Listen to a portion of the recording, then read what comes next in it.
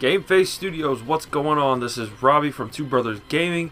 Everybody should be ready for some more team athleticism next week. But for right now, I'm looking at the MyTEAM market. Why am I doing that? Well, the trade deadline just passed in the real-life NBA.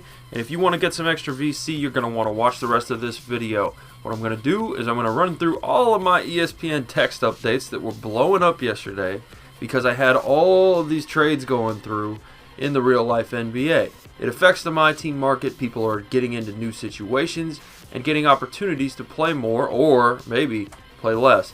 So this is going to affect almost everybody that has a MyTEAM if they're interested in playing the market at all. So here we go.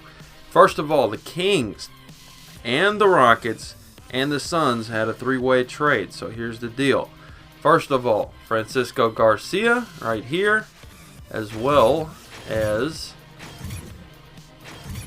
Thomas Robinson are making their way over to the Houston Rockets. Now, if I make any mistakes here, then I apologize. I'm trying to run through this real quick for you guys and make it happen. I'm doing this video very early on Friday and just trying to get things done for you guys. So, Thomas Robinson is on Team Athleticism that you guys have seen here on GameFaceStudios, and for good reason. He's got an A- rebound rating, but here's the problem. He's at 250 VC. His value has continued to plummet in Sacramento because he hasn't gotten any playing time.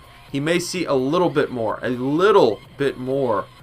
in Houston, but it's not going to be tremendous. They still have plenty of players there in Houston. I don't see him going through the roof or anything. You might be able to flip him for a few VC if they put him in there and give him a few minutes because he hasn't been getting a damn thing in Sacramento. So if not, either way, I would pick up Thomas Robinson for 250 VC. He can't go below 250 VC, and that's just all there is to it. Now, as far as Francisco Garcia, great player, didn't get much of an opportunity. Is continuing to fluctuate all over the place, as you can see there. If you have the extra 6,800, maybe worth a gamble. If not, even really, he is a solid player, but unspectacular. I don't know if I would take the gamble on him, but I definitely would on Thomas Robinson. Now, continuing with the rest of that trade, we want to take a look at the Houston Rockets here. Now, they've got Omer Asik, they've got Chandler Parsons. They just traded Marcus Morris. Now, his value has been tremendous for the Rockets. I don't know how it's going to be for the Suns. It's going to be a little bit up and down. I'm not really sure. He's going to be with the Suns, and he's going to be reunited with his twin brother Markieff Morris, which is interesting as well. So we've got that to look at. We've got that to think about. They also played near the same position. So, you know, I think that if you have Marcus Morris right now, then you're going to want to sell him. I don't know if he's going to go above 17.3. So that's just my gut with him, and that's what's going on there. Patrick Patterson moves from a good situation where he was starting with the Rockets to a worse situation where he will probably not be starting, I think, with the Kings. Once again, another sell high candidate, so you want to look at that, see how that goes, and, well, adjust accordingly. So we're going to have to take a look at the Raptors. They just got a nice point guard in Sebastian Telfair, their backup, but they traded the immortal Hamed Haddadi from the Grizzlies Rudy Gay trade. So we're going to take a look at the Suns here, and Telfair is usually hovering around 250 VC unless he gets some playing time and has a tremendous game. Yeah, there he is at 250.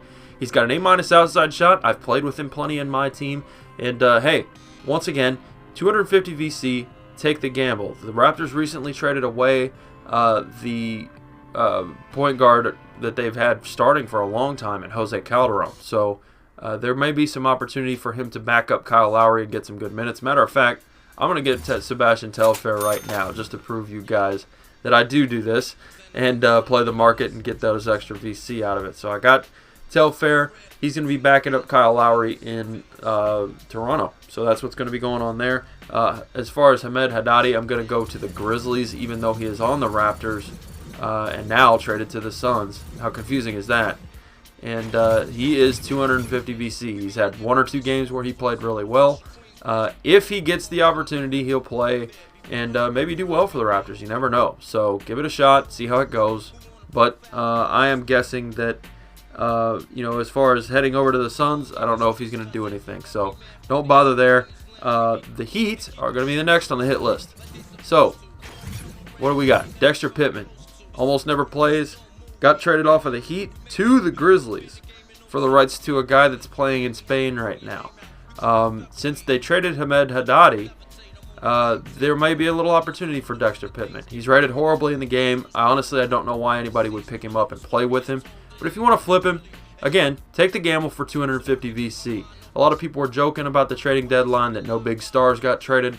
And for the most part, I would agree with them. That's true. One of the guys that did get traded is very interesting, is Jordan Crawford. Now that's a guy that is just a straight up gunner. Straight up gunner. And we're going to take a look at him here. Jordan Crawford, shooting guard. Very well rated for 8,000. I would take that gamble. See how he does. They need him in Boston in the worst way. With all their guards going down with injuries, there's going to be an immediate opportunity for Jordan Crawford to shine. And they traded him for somebody that kind of surprised me that they actually traded him, because he just got injured. So you're not going to be able to pick this guy up, but they did trade him for Leandro Barbosa. So you're not going to be able to pick him up for the rest of the season because he tore up his knee. But, you know, if you have him, consider yourself lucky, I think, because honestly, he's a good player and he's got good ratings. So let's continue on and talk about the other end of the spectrum as far as the alphabet goes here. Trailblazers. They used their trade exception and traded for a guy that can really do well for them, I think, in a backup point guard role. I am talking about this guy right here, Eric Maynor. Solid, unspectacular. I think you can do better for 5,000 VC, but Eric Maynor will, in real life, do a really good job. He's a solid point guard. If you see his value start to go down, then you may want to snatch him up on the cheap. But for 50 VC a game paying, I'm not sure that you'd get him right now for that value. But keep an eye on him, I would say. He's one of those guys to put on your watch list. And if he starts dipping down lower, then he actually is worth the VC to purchase. And you might be able to get yourself a cheap, nice backup point guard for your team, just like the Trailblazers did in real life. Next up, big trade with the Magic and the Milwaukee Bucks. Okay, here we go. Orlando got a bunch of people. They traded this guy, though. Where is he? JJ Redick. Almost 6,000 VC. A lot of people use him in my team because he's got that A outside shot. And really, that's what you have him there for. He can handle the ball a little bit, but people use him to troll threes. It's that simple.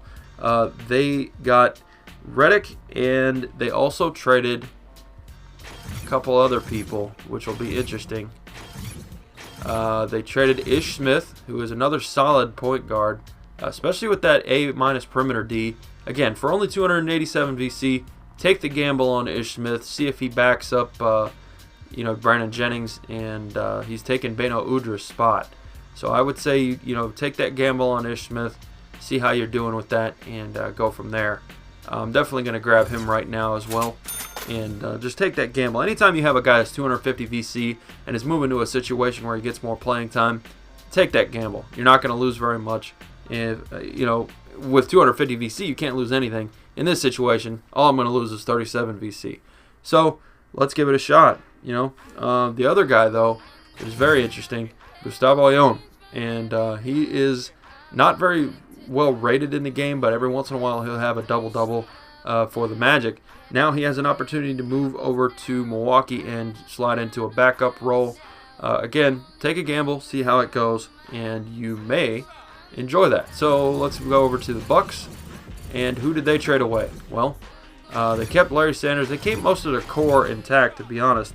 But they did trade a lot of their other players here. So after picking up JJ Redick, they traded Beno Udrih, who is pretty well rated actually for that 7,500 that he almost is. And then Tobias Harris, I believe, is in here. Gotta look for him here real quick. There he is. Not getting any playing time. And again, with all the injuries on the Magic, snatch him up, take that VC chance. And if you put all these guys together, Doron Lamb, same thing, snatch him up, 250 VC, it can't hurt you. And then you can be happy. All right, final thing, I believe. Yes, this is the final one. And then we'll close this video out. The Thunder got off of the Knicks a great perimeter defender and a guy that you may look up and want to grab as well in Ronnie Brewer. A- perimeter defense. Doesn't have much in the way of offense.